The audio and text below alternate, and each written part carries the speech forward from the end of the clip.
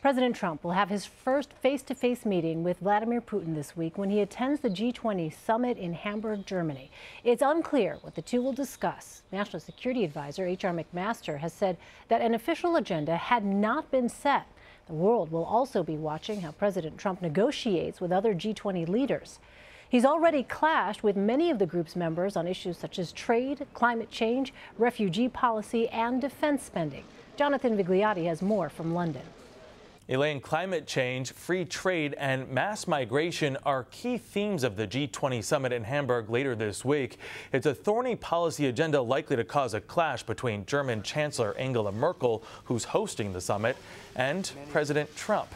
The summit brings together the world's biggest economies, and experts say Merkel's rundown of topics could isolate America while uniting other key countries like China and India.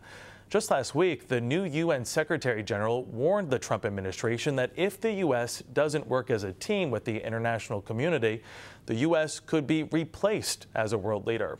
The G20 meeting follows a G7 summit in Sicily a month ago that exposed deep divisions between Trump and other Western countries on climate change, trade, and migration.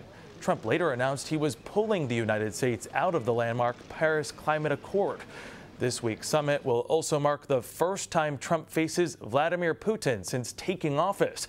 The White House confirmed that the two leaders would meet on the sidelines of the summit. What they will discuss at this point is still unclear, though the meeting comes as the White House is investigated for ties to Russia.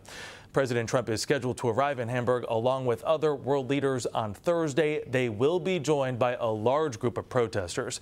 This afternoon alone in Germany, tens of thousands of demonstrators took part in a march demanding tougher climate regulations. German authorities are bracing for trouble in Hamburg, worried that the protests could turn violent when the summit gets underway. Elaine.